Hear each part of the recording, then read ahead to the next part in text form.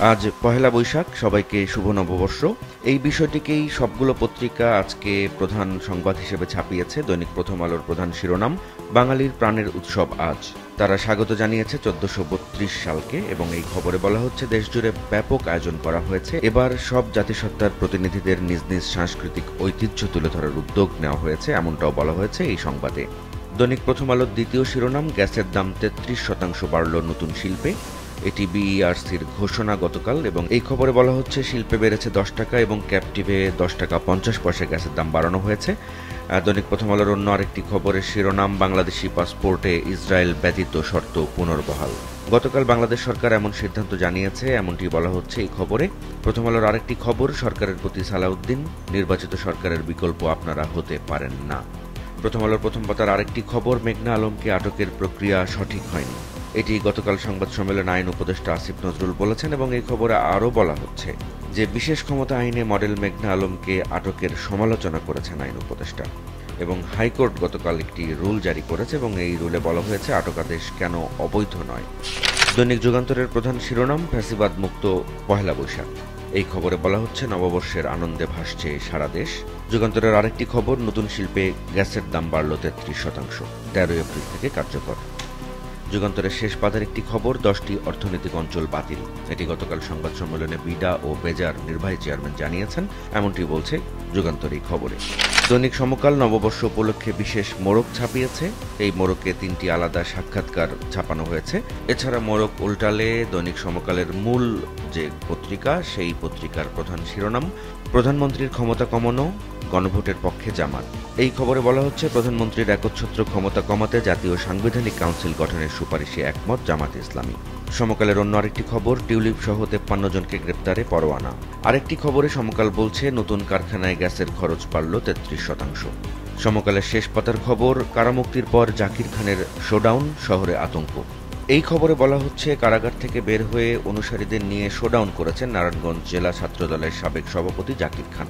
ব্যবসায়ী নেতা সাব্বির আলম খন্দকার হত্যাসহ 33 মামলার আসামি হলেও 26টিতে তিনি খালাস পেয়েছেন। বিচারাধীন 3 মামলার জামিন এবং বাকি 4 মামলায় সাজা ভোগ করেছেন। সমকালের শেষ পাতার অন্য আরেকটি খবর, চট্টগ্রামের ডিসি হিলে বৈশাখের মঞ্চ ভাঙচুর, বর্জনের ঘোষণা সংস্কৃতি কর্মীদের। এই খবরে বলা হচ্ছে চট্টগ্রাম নগরের ডিসি হিলে পহেলা বৈশাখের অনুষ্ঠানের জন্য তৈরি করা মঞ্চ, প্যান্ডেল, চেয়ার, ব্যানার সহ আনুষঙ্গিক জিনিসপত্র ভাঙচুরের ঘটনা ঘটেছে। এই ঘটনায় 6 জনকে আটক করা হয়েছে বলে জানিয়েছে পুলিশ। দৈনিক বাংলাদেশ প্রতিদিনের প্রধান শিরোনাম, নতুন বাংলাদেশে এলো বৈশাখ। এই খবরে বলা হচ্ছে সম্প্রীতি ও ঐক্য প্রতিষ্ঠার লক্ষ্য, ভিন্ন আবহে বর্ষবরণের প্রস্তুতি। বৈশাখ নিয়ে আরও একটি খবর ছাপিয়েছে বাংলাদেশ প্রতিদিন, যার শিরোনাম, নানা মত ধর্মের মধ্যেও আমরা এক পরিবার, প্রধান উপদেষ্টা। এই শিরোনামে বাংলাদেশ প্রতিদিন যে খবরটি ছাপিয়েছে সেটি আসলে গতকাল সকালে প্রধান উপদেষ্টা বুদ্ধিস্ট ফেডারেশনের আয়োজনে আন্তর্জাতিক বৌদ্ধ বিহারে সম্প্রীতি ভবনের ভিত্তিপ্রস্তর স্থাপন করেছেন এবং সেই অনুষ্ঠানে প্রধান অতিথি হিসেবে প্রধান উপদেষ্টা যে বক্তব্য রেখেছেন সেটি ছাপিয়েছে বাংলাদেশ প্রতিদিন। বাংলাদেশ প্রতিদিনের অন্য আরেকটি খবরের শিরোনাম, শিল্পে গ্যাসের বাড়তি দামের খড়গ। এই খবরে বলা হচ্ছে এক ধাক্কায় গ্যাসের দাম বাড়ানো হয়েছে 33%, এপ্রিল থেকে কার্যকর এবং ব্যবসায়ীরা এতে উদ্বেগ জানিয়েছেন। বাংলাদেশ প্রতিদিনের অন্য আরেকটি খবরের শিরোনাম, হাসিনা, রেহানা, টিউলিপ, ববি সহ 53 জনের বিরুদ্ধে পরোয়ানা। এই খবরে বলা হচ্ছে ক্ষমতার অপব্যবহার করে রাজুক থেকে 33 কাঠা প্লট গ্রহণের পৃথক 3 মামলায় এদের বিরুদ্ধে গ্রেপ্তারি পরোয়ানা জারি করা হয়েছে। বাংলাদেশ প্রতিদিনের শেষ পাতার খবর, গরমের সঙ্গে বাড়বে লোডশেডিং। এই খবরে বলা হচ্ছে চলতি এপ্রিলে তাপমাত্রা বৃদ্ধির সঙ্গে দেশব্যাপী লোডশেডিং বাড়ার শঙ্কা রয়েছে। এরই মধ্যে দেশের বিভিন্ন স্থানে লোডশেডিং শুরু হয়েছে, এমনটাও জানানো হয়েছে এই প্রতিবেদনে। শেষ পাতায় বাংলাদেশ প্রতিদিনের আরও একটি খবর, কাটছে না টিকার সংকট। এই খবরে বলা হচ্ছে দেশের বিভিন্ন জেলায় গত জানুয়ারি মাস থেকে শিশুদের টিকা, জলাতঙ্ক সহ বেশ কিছু টিকার সংকট দেখা দিয়েছে। ফলে টিকা নিতে গিয়ে ফিরে আসছেন অভিভাবকেরা। রমনা বটমূলে বোমা হামলা নিয়ে বাংলাদেশ প্রতিদিন একটি প্রতিবেদন ছাপিয়েছে, যার শিরোনাম, 2 যুগেও শেষ হয়নি বিচার। এই খবরে বলা হচ্ছে 2001 সালের 14 এপ্রিল রমনা পার্কের বটমূলে ছায়ানটের বর্ষবরণ অনুষ্ঠানে ভয়াবহ বোমা হামলা চালিয়েছিল জঙ্গিরা। এ হামলায় ঘটনাস্থলে মারা গিয়েছিলেন 9 জন এবং এই হামলার যে মামলা, সেই মামলার বিচার 2 যুগেও শেষ হয়নি। দৈনিক কালের কণ্ঠের প্রধান শিরোনাম, শিল্পে বাড়তি ব্যয়ের বোঝা। এই খবরে বলা হচ্ছে শিল্প ও বিদ্যুৎ উৎপাদনে গ্যাসের দাম বাড়ল 33% এবং পুরনো নতুন বিনিয়োগ নিয়ে শঙ্কা তৈরি হয়েছে এতে, এবং বলা হচ্ছে এমনিতেই গ্যাস সংকটে ভুগছে শিল্প, কমছে উৎপাদন এবং পুরনো শিল্পে বাড়তি ব্যবহারের জন্য বাড়তি দাম দিতে হবে, এমনটাও জানানো হয়েছে এই সংবাদে। 10টি অর্থনৈতিক অঞ্চল বাতিল, বিনিয়োগ সম্মেলনে ব্যয় 5 কোটি, প্রস্তাব 3100 কোটি টাকা।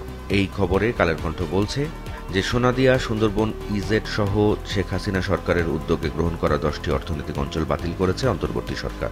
বৈশাখ নিয়ে কালের কণ্ঠের খবর, যার শিরোনাম বৈশাখী বাজার এবারও মন্দা। এর পাশাপাশি রমনা বটমূলে বোমা হামলা মামলা 24 বছরও শেষ হয়নি, সেই খবরটিও দিয়েছে কালের কণ্ঠ আরেকটি সংবাদে।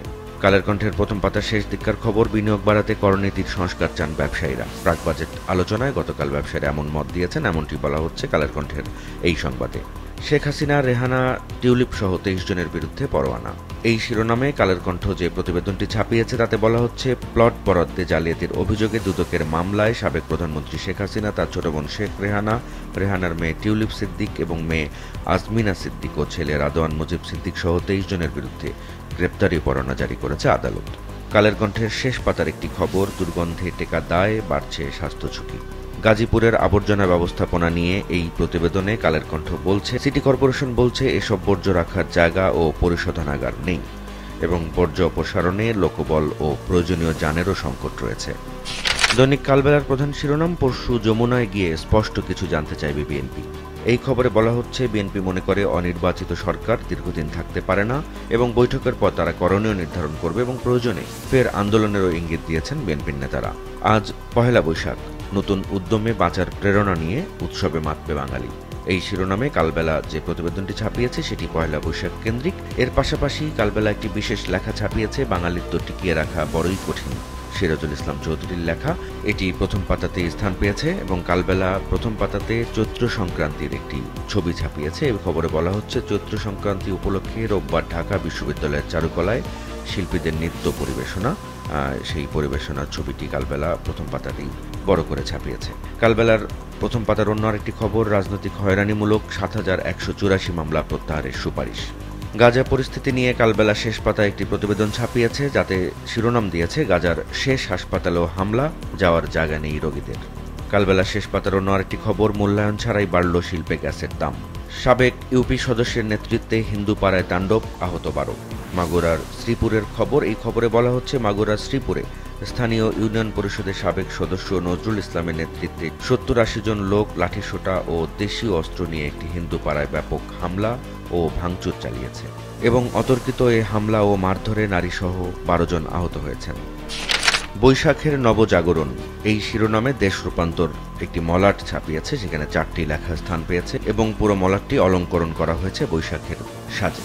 এছাড়া দেশ রূপান্তরের মূল পত্রিকার প্রধান শিরোনাম, গ্যাসের 33% মূল্য বৃদ্ধি, শিল্পে বিনিয়োগ কমার শঙ্কা। অন্য আরেকটি খবরে দেশ রূপান্তর বলছে 3100 কোটি টাকা বিনিয়োগ এসেছে, এটি গতকাল সংবাদ সম্মেলনে বিডা জানিয়েছে, এমনটি বলছে দেশ রূপান্তর। আর দেশ রূপান্তরের প্রথম পাতার শেষ দিককার খবর, শেখ হাসিনা, রেহানা সহ 53 জনকে গ্রেপ্তারে পরোয়ানা। প্রথম পাতার প্রথম কলামের একটি খবর দেশ রূপান্তরের, যার শিরোনাম সয়াবিন তেলের দাম লিটারে 14 টাকা বাড়ল।